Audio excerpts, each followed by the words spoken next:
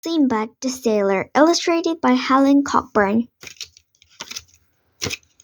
This is the story of Sinbad the Sailor and some of his strange adventures at sea. He traveled far and wide, and each new voyage brought danger and excitement, as you will see. His first voyage was on a merchant ship bound for the East Indies. It passed many islands along the way and stopped to trade with the natives. One day, the ship was becalmed near a strange little island, quite unlike any land the sailors had ever seen before. It was smooth and green and lay quite flat in the sea. The captain gave the crew permission to go to shore, and soon they were stretching their legs on dry land. The cook had lit a fire and was preparing to make a meal when suddenly the island began to tremble and shake.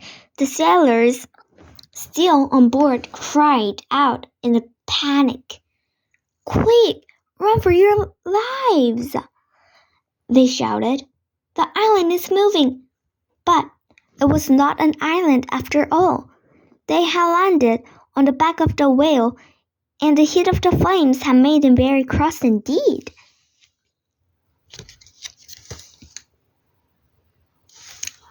Quickly, the sailors ran for safety, some scrambling into the sloop, and some swimming straight for the ship. The captain raised his sail, and as soon as most of his sailors were aboard, the ship weighed anchor and was gone. But Sinbad was left behind, struggling in the swirling sea as the great whale dived out of sight. He clung to a piece of driftwood and prayed to Allah to save him from the dangers of the deep. Soon darkness fell, and Sinbad passed a terrible night in a daze. Oh my God. Early the next morning, Sinbad's prayer was answering, for the sun rose above the horizon. He could see an island, a real island, and as the sun moved across the sky, the waves pushed him closer and closer to land until eventually he was thrown exhausted upon the beach. This island was blessed with sweet spring water and plentiful fruit, and so Sinbad survived for several days. But as time passed, he feared that might never be rescued and would be doomed to spend the rest of his days lost and alone. One day he resolved to explore the island fully, and climbing to the top of the tall tree, he scanned the island for sign of life. At first, he could see nothing but sky, sea and sand, and mile after mile of green forest. But then his eyes was caught by something white in the distance.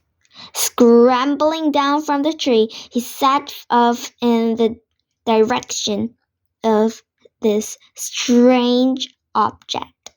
When he got close, he saw it was a huge white dome, perfectly smooth but with no door or windows.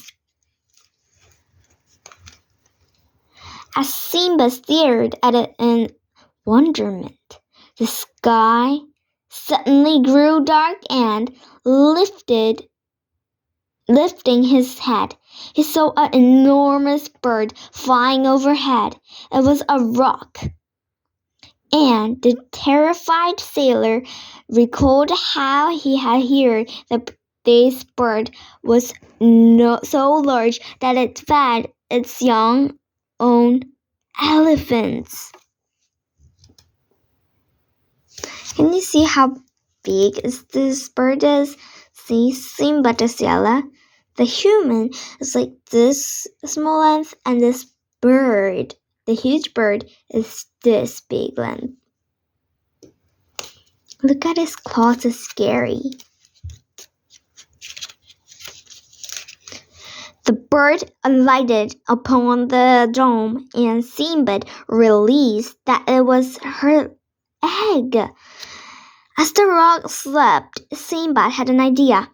Maybe this rock can help me escape from the island, he thought to himself, and unwrapping the turban from upon his head around his head.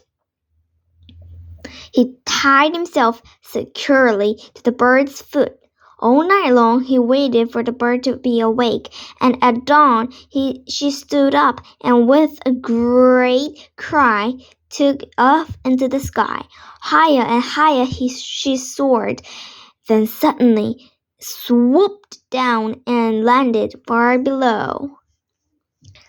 Yeah, it's really adventurous. See this whole land, and Sinbad got a turban out of his head and flies with the bird. Hastily, Sinbad untied himself and looked about. He was in a deep rocky valley surrounded on all sides by mountains. I will never escape from this dreadful place, he wailed. Would that I had stayed on the island where there are at least food and drink to sustain me. With a heavy heart he began to walk, but had not gone far when he spotted something glistening on the ground. Bending down, he found to his amazement that the earth was studded and hundreds of glittering diamonds. But he admired their beauty. He saw something which struck fear into his heart. Watching him from the caves high above were many huge serpents, each one large enough to swallow an elephant in one go. They hid from the rocks during the day and did not leave their caves, but at night they came down to catch what food they could find. The sun began to sink. Sinbad desperately searched for a place to hide. The serpents hissed loudly as they slithered down the valley towards him. Walking with fear, Sinbad crawled into a small hole and blocked the entrance with a rock. The terrible snakes hissed at him, but it could not do him no harm. He was safe. Oh my gosh, this is not a snake. I think this is a dragon. Oh my gosh. Look how his red eye is. See here? And it's not, I think it's cold here because it's white. I think it's a snow. Look at him covered in rock. And how can he get out? He covered himself in a rock. Oh my gosh. Let's read more. At sunrise, the servants slowly returned to their caves, and Sinbad scrambled from his hole. As he stretched his cramped lips, a huge piece of meat came crashing to the ground behind him. Down came another and another. Then Sinbad remembered a story he had heard about diamond hunters. There was no way into the Valley of Diamonds, and so they had devised a trick to bring the diamonds out. They threw lumps of meat down from the mountains onto the valley floor. The diamonds struck to the moist flesh. The eagles would swoop upon the meat and carry it to their nests in the mountains. Here the man lay in wait, and as soon as the birds had landed, they scared them away with sticks and could then Fleabag picked the jewels from the meat. Sinbad released the eagles could carry him, but the valley too. Quickly he gathered as many diamonds as his pocket could carry, and once again untying his turban, he bound himself to the largest piece of meat and lay flat on the ground.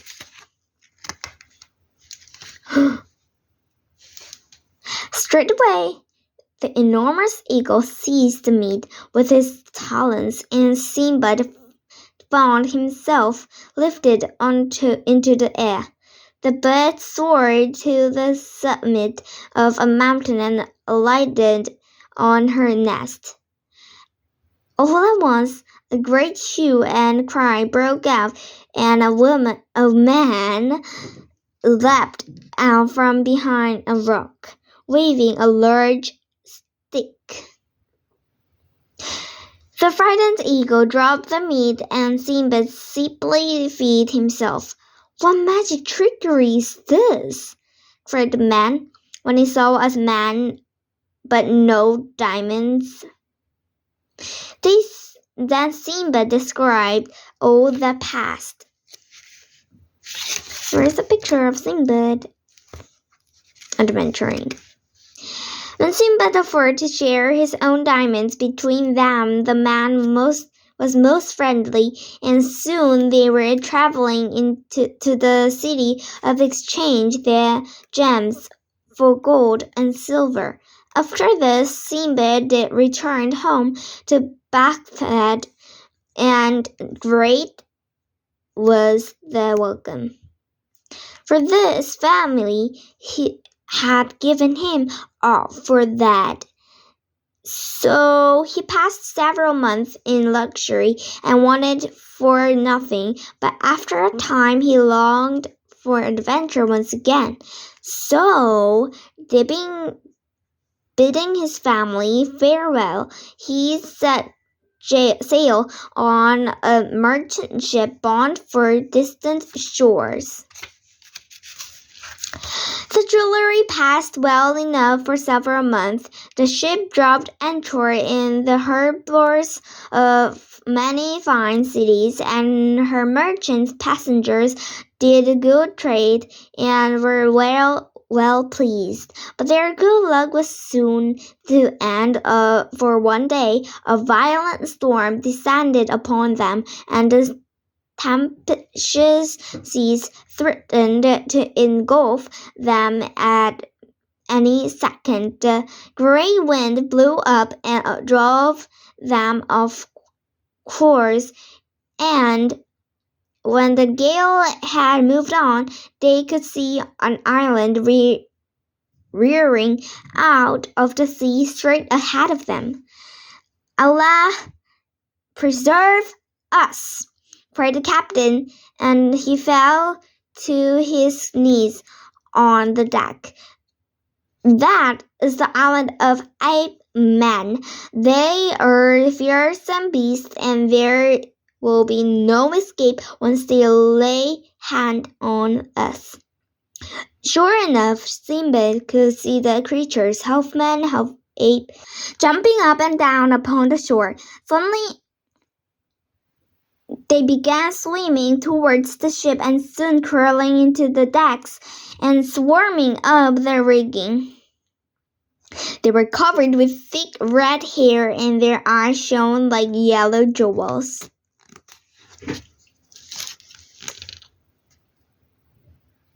The creatures could only grunt and bark, and as the captain bit his breast and cried aloud, they cut through the ship's ropes and cables with their sharp teeth.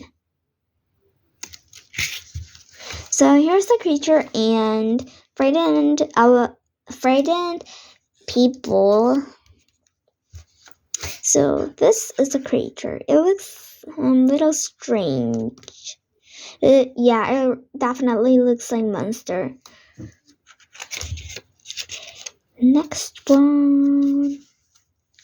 When they were close to land, the 8 men forced every sailor and merchant to swim ashore, and as Sinbad looked back, he was amazed to see that the weak creatures had taken the ship and were quickly sailing away. There was nothing for it but to explore the island and look for food and water. After many hours in blistering heat, they came upon a magnificent palace with high walls and tall spires. The huge ebony gates were ajar, and so the exhausted group of men went inside, hoping to find kind hospitality. But the place seemed quite empty and deserted. Fires burned under roasting spits in the courtyard, and to one side was a huge mound of what looked suspiciously like human bones.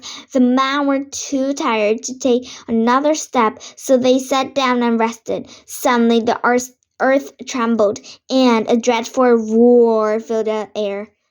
The huge ogre lumbered through the gates and towards over the terrified men. So horrible was the sight that most of them fainted clean away on the spot. Roar! So this is the ogre, and this is the human bones, and this is the frightened men's, the sailors. And yeah, let's read more. The giant had one burning red eye in the middle of his forehead. His teeth were long and very sharp, and his bottom lip hung down like a camel's. And he had huge elephant's ears and talons like an eagle. He was hideous. When Sinbad came to, the first thing he saw was the ogre's huge eye just inched away from his face. To his great fear, he realized that the beast had him in the hand and was pinching him with two leathery fingers. The giant's fat breath swept over him, and Sinbad could hardly breathe. Then, with a short grunt of disgust, the ogre dropped Sinbad to the ground and picked up the captain. This time he let out a long rumble of pleasure, for the captain was nice and plump. He would have this one for his supper. Oh my gosh, the captain's going. Oh my god, I think this ogre is gonna eat the captain for the supper.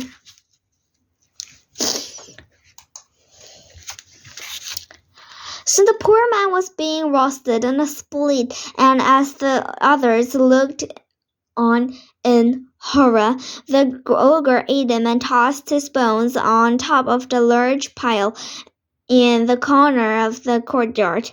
Then, with much smacking of back and slept, snoring loudly on the all the while, the frightened men huddled together and spoke in whispers. "We must escape," said one. "We must kill him," say another, but no one could agree on a plan. "Listen to me," said Sinbad.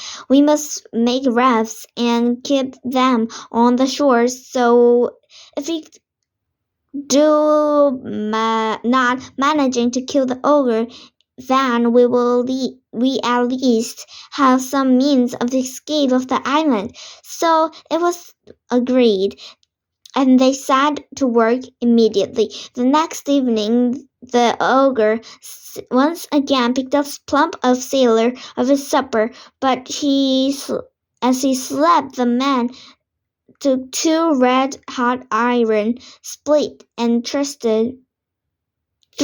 them into his one eye. With a great howl, the beast limped to his feet and staggered out of the courtyard. "He is not dead!" cried Sinbad. "To the rafts! To the rafts!"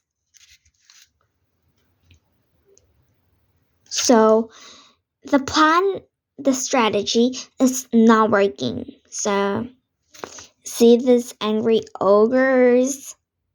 They're so angry that they were like throwing the stones over to the sailors. And yeah, and this, because they're angry because they're like, the people were like ironing his eye, and his, even the ogres, it will hurt, right? So they're angry.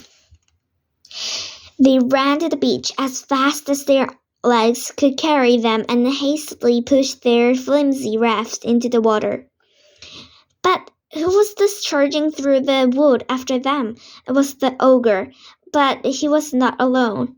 He was accompanied by his wife, a giantess even more hideous than her mate. Roaring angrily, she picked up huge boulders as if they were pebbles and threw them into the sea, capsizing several rafts in one go. So the only sailor left alive were Sinbad and two companions. The sea tossed them like a straw all through that dreadful night, and the wretched man feared they would die at any time. But as the sun rose in east, they spied and land. Into their great joy, the waves eventually threw them upon a sandy beach. After walking some way, they congratulated themselves on their good fortune at having landed on an island with sweet water and ripe fruit, and soon they were much restored in spirit and in health. That night the three men slept upon the beach, but were wakened by a rustling sound coming towards them. Suddenly a great serpent reared over them, and darting forward, caught one of the sailors and swallowed him down. Sinbad and his one remaining companion quickly scuttled for safety. "The misfortune is this," wailed Sinbad. "We have escaped the cruelty of the ogre and the raging seas. Want to face this new and even more terrible danger." All the night the two men sat and shook out, but saw no more of the awful serpent. The following night they climbed into a tree. "We will be safe from harm up here," decided Sinbad, but as the darkness gathered they could hear the serpent rustling towards them, and with a great surge he reared up from the ground and snatched Sinbad's companion with his branch. Oh my god. I think Sinbad is so lucky because, see, in all of these pages, he got alive. He got alive. He got alive. He got alive. He got alive. He got alive. He got alive. He got alive. He got alive. He got alive. He got alive. Even this, he got alive. So I think he's really lucky to pass all these serious things. Let's see more. The poor sailor was swallowed at once as the serpent slid away. Sinbad clung to the tree and trembled all through that long night. The next morning he gathered as much dry wood as he could find and made himself a circle of small fires, complete completely surrounding the tree. That night the serpent arrived as before, as this time the flames kept him at bay. All night he lay in wait like a cat watching a mouse, but at sunrise the hungry beast slunk away and Sinbad was safe once more. See? The exhausted Sinbad could not face the prospect of another such night, and so he ran to the beach, resolving to throw himself headlong into the sea and all his troubles. But imagine his surprise and delight on seeing a ship pass by at the very moment. Unwinding his turban, he waved a bright cloth in the air and shouted at the top of his voice. Soon, to his great delight, the sailors had spotted him and turned the ship around. As Sinbad climbed aboard, the crew flocked about him, eager to hear his story.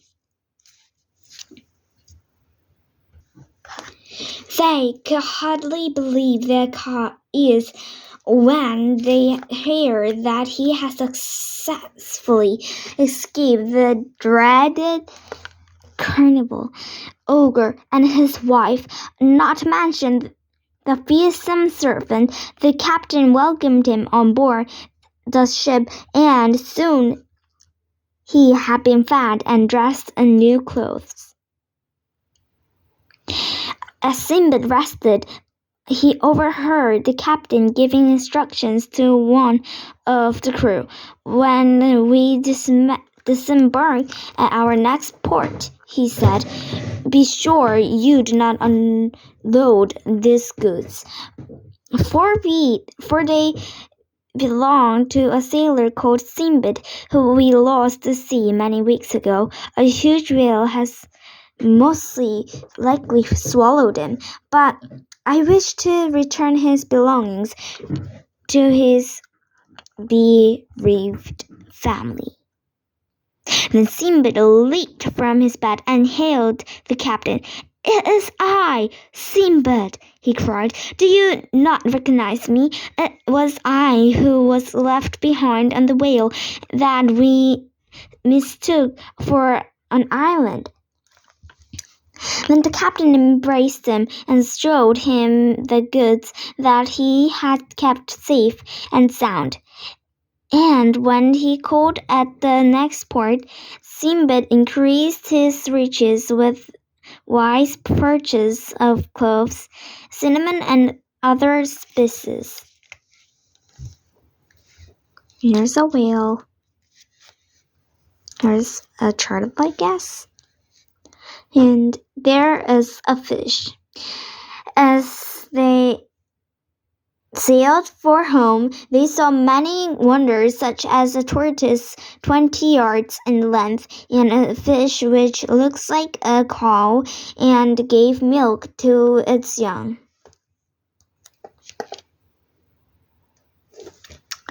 And so, after many months, Sinbad returned home,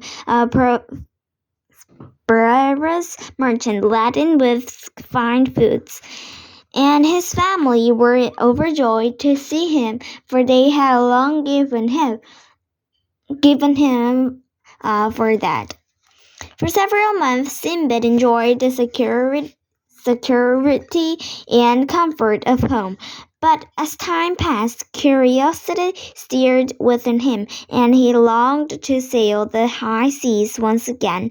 Soon he was on board of merchant ships headed for the eastern isles with a fair wind in its sails. After a long voyage, the ship finally arrived at a small island.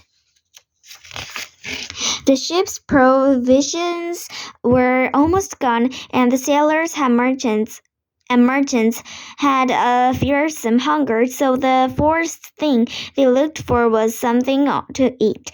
Soon, one of them gave a great cry. He had discovered a roc's egg, similar in size to the one Sinbad had discovered on a previous voyage. As the crew gathered around, they could hear a faint tapping around. A tapping sound. Suddenly, a crack rent the egg from top to bottom, and the voyage's rock's bill appeared. Sinbad begged them not to touch the egg, for they remembered the size of the mother rock they had met before, and he feared that would be in grave danger if she returned. But the famished crew would not listen. Eagerly, the sailors attacked the shell, and soon had the young rock roasted upon a spit, which they set up on the shore. They fell on the meat like wolves as Sinbad sat to one side and watched them. Suddenly he felt a shadow passing over him. Looking up, he saw the mother rock flying high overhead, and close behind flew the enormous father rock.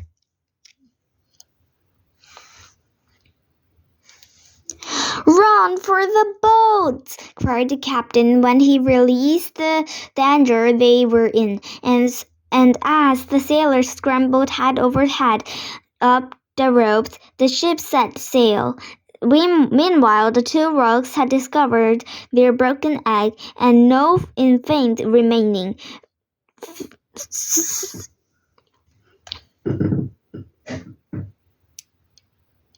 With anguished cries, they wheeled around and headed after the ship.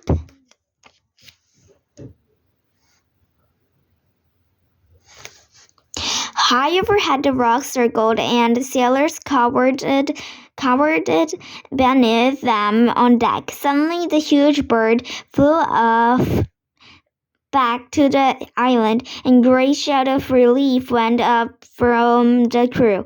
But their joy was short-lived, for soon the rocks returned, and this time each clasped a huge boulder in its talons. With a triumphant scream, the rocks dropped their burdens, and they landed so exactly on the middle of the ship, and it broke into 1,000 pieces, and every man on board was thrown into the sea. Once again, poor Sinbad found himself clutching a spare of wood, and counting himself lucky that he had not joined many of his shipmates, who now lay on the bottom of the sea. One by one, his companions drowned, and Sinbad was the only survivor of the dreadful attack. Good luck continued to smile on him that day, for soon a favorable wind got up and blew him towards nearby island. As he lay gasping for breath on the sandy beach, he gave thanks to Allah for saving his life once more.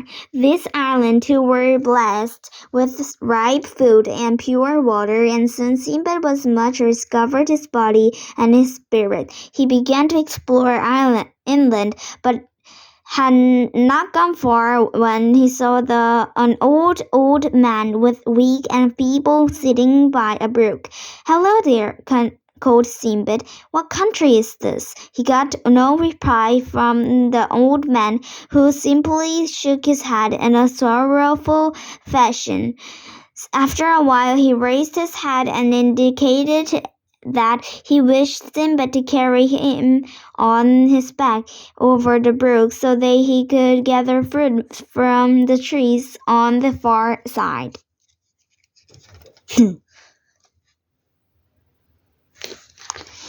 This Sinbad did gladly, for he was ever willing to help others less fortunate than himself. But when he got to the other side other side and bent down so that the man could step on his back. The old man simply gripped there tighter with his legs. He wrapped them so strongly that seemed around Sinbad's neck that he passed out and fell to the ground. Then the old man wound Sinbad and brought so weak and sickly, gave him a mighty kick and rib, and forced poor Sinbad to stumble his feet and continue walking with the man still on his back. And so poor Sinbad was little more than a beast of burden, as the old man directed him from tree to tree. Sadly, his new master ate his way through fruit after fruit, and when night fell, the two slept locked together, with the old man's legs still gripped fast about Sinbad's neck. In the morning, the bad-tempered old man kicked Sinbad awake, and so the day's toil began again. Thus the week passed. The poor Sinbad was desperate to rid himself of his troublesome burden.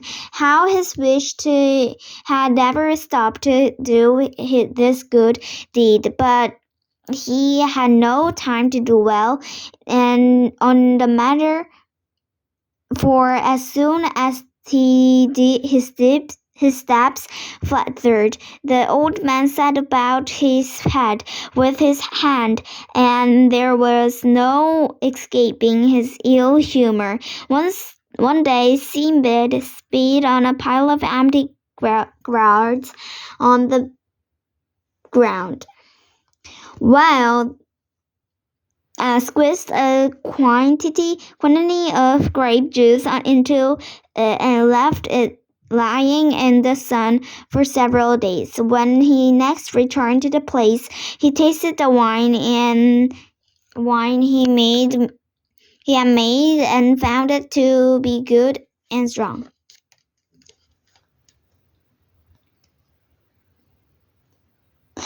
Soon he had a new spring in his step, and his burden did not seem quite so heavy.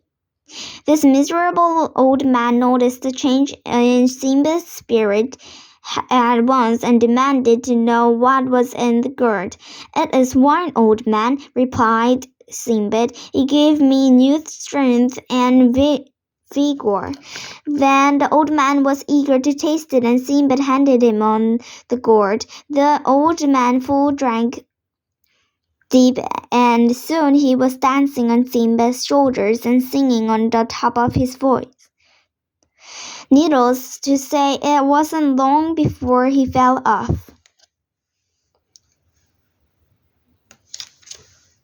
Sinbad spotted his chance at once. He took to his heels. Loudly the old man wailed as he realized the mistake he had made, but Sinbad did not even look back over his shoulder. Once again he roamed the shore, scanning for the far horizon for a passing ship, and once again he was in luck. A heavily laden merchant ship picked him up, and when he heard of his account of the old man, the sailor clapped him on the back. "You have luckily escaped," the captain cried. This is the old man of the sea, and many men had died in his service. You are the first to ever escape his clutches."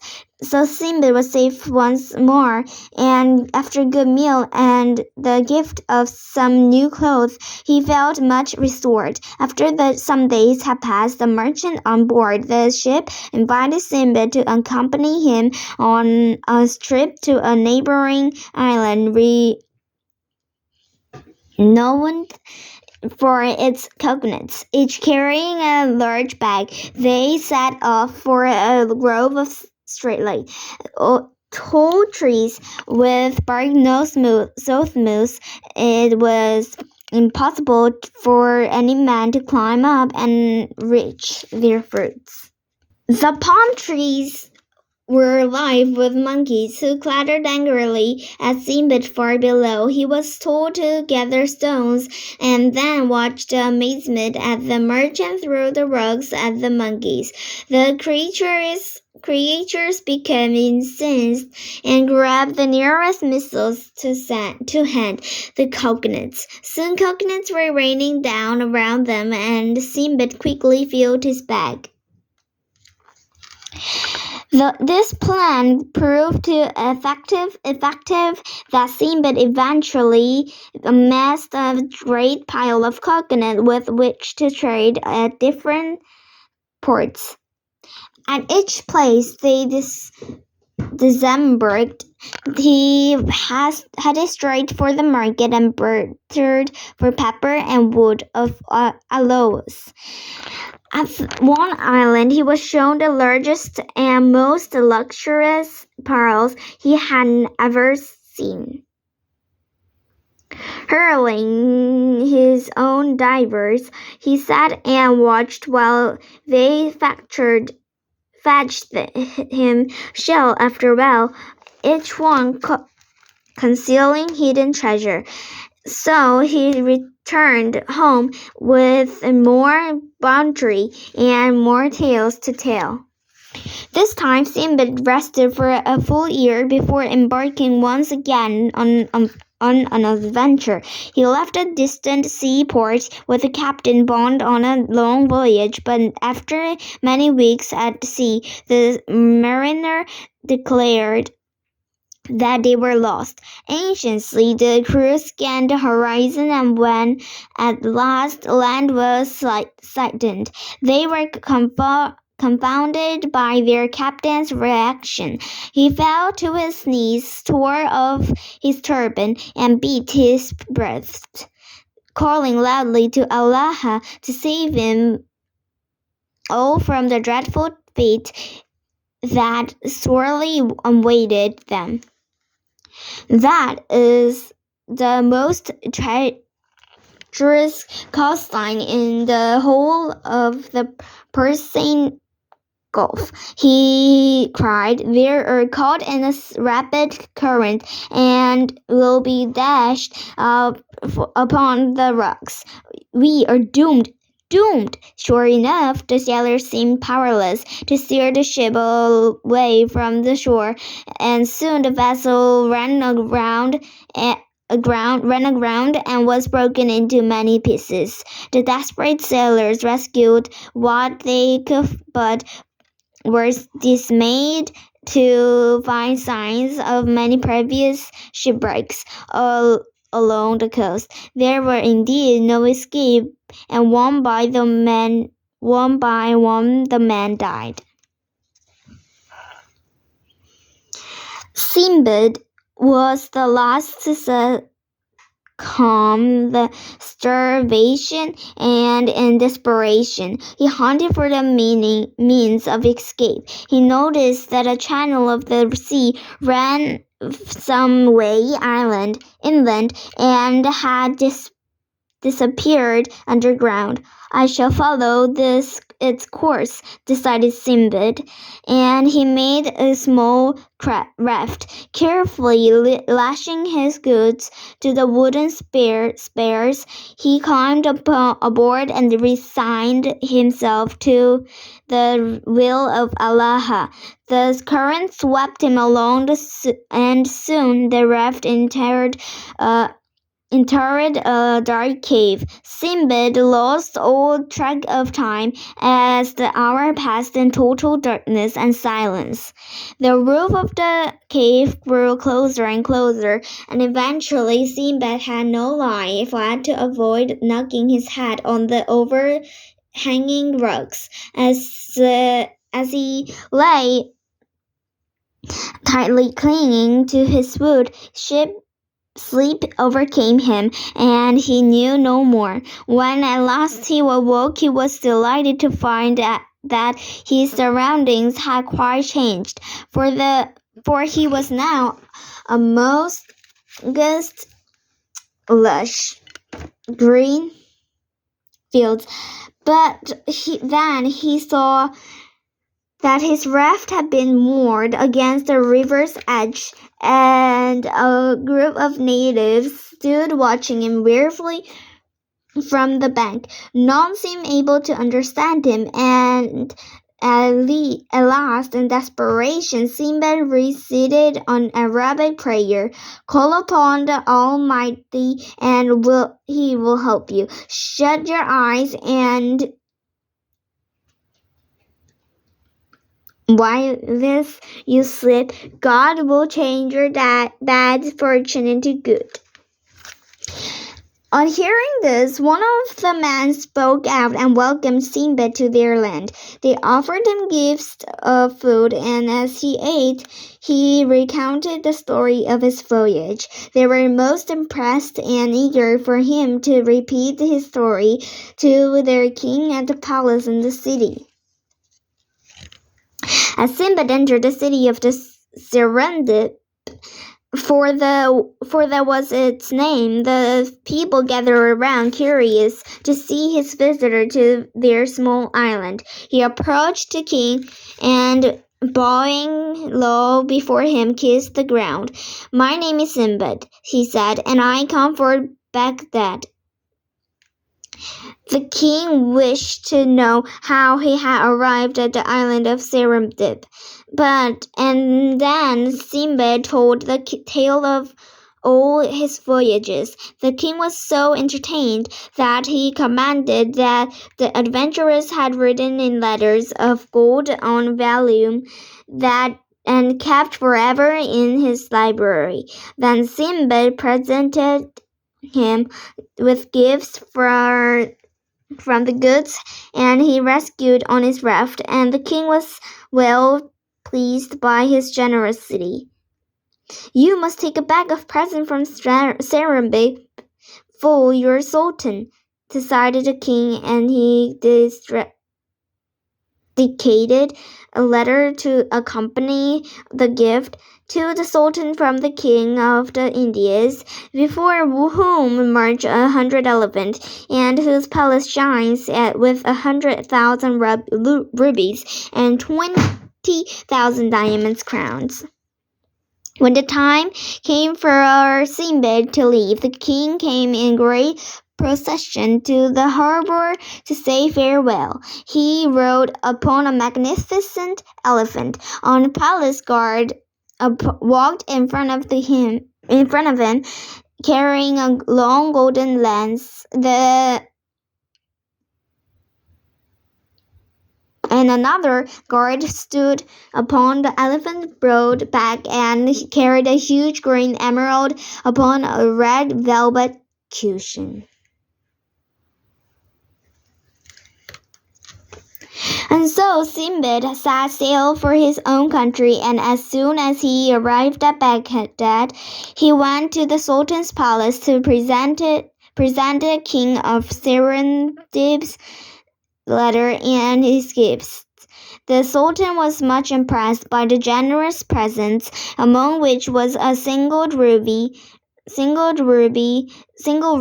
carved into a cup about 6 inches high and filled the top with perfect pearls, a snake skin which had the power to heal anyone who lay down upon it. Bountiful quantities of wood of aloes and camphor, and a beautiful slave whose dress was covered in jewels. "I must reply to king at once," declared the Sultan. "Sinbad, you will return to him with gifts from Baghdad."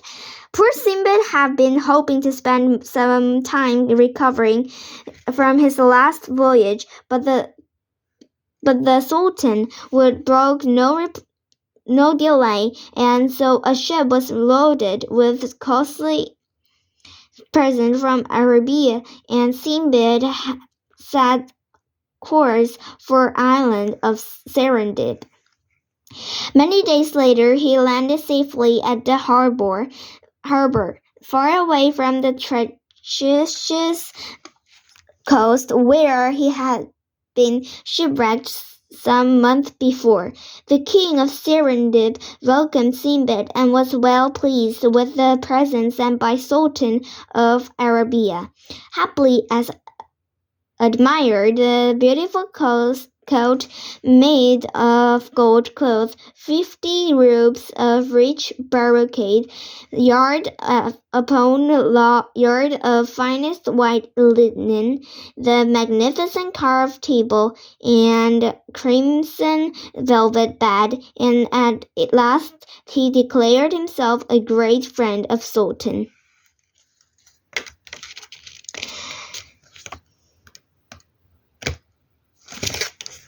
His task completed, Sinbad once again bade farewell to the island of Serendib and set sail for home. But alas, his journey was not to be a happy one. 4 days from Serendib, the crew was attacked by pirates and captured as slaves.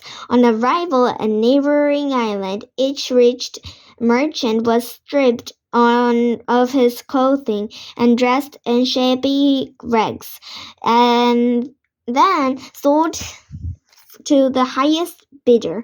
Sinbad was bought by a local merchant who, luckily for him, treated him well. One day he called Sinbad to his side.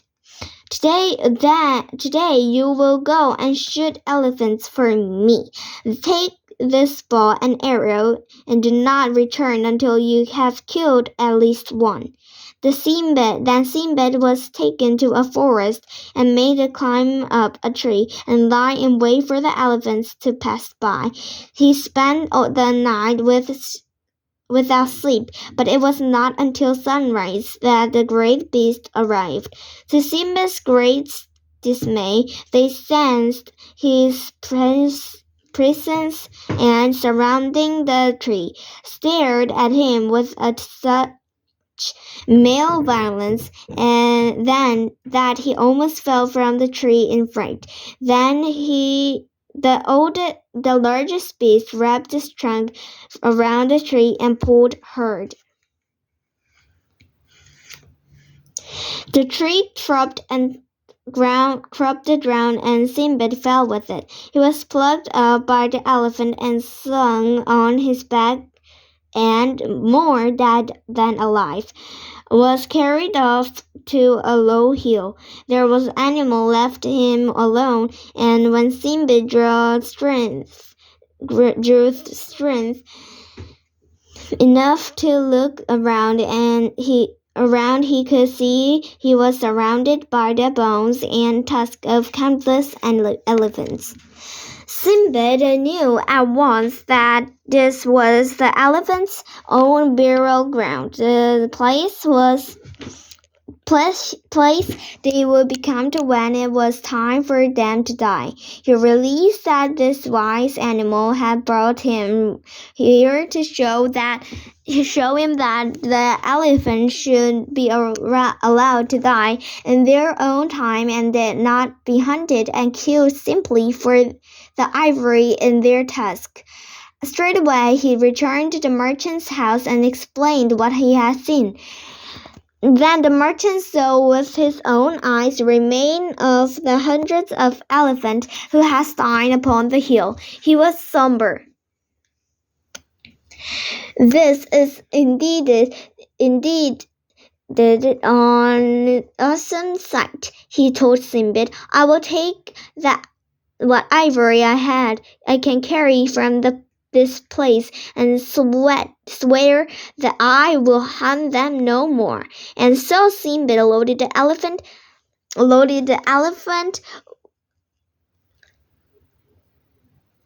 upon which they had come with many long tusks, and then they returned to the merchant's house. The merchant was well pleased with Sinbad, and as a mark on his appreciation, he declared that he was no longer a slave, but free from henceforth could go free. And so Sinbad returned home on his final voyage, from the last on his never went to sea again. He he had great adventures and escaped danger and death more times and that he cared to remember. He had arrived mountainous seas, deadly rocks, hideous serpents, and ogres, pirate attacks, and all manner of strange afflictions.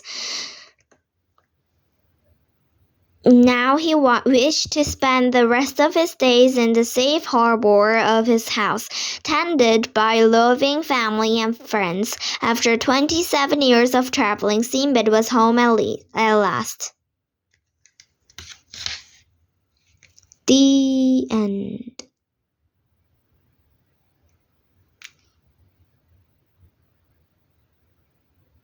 Lastly, Sinbad the Sailor belongs to one of the greatest story collection of all time, the Tales of the Arabian Nights, also known as the Book of 1001 Nights. These stories were first heard many hundreds of years ago and include Arabian and Wonderful Lamp, Ali Baba and 40 Thieves and the Magic Carpet. The story goes that they were originally told by the beautiful princess Scheherazade to the suspicious prince of Tartary, who had threatened to behead her at daybreak.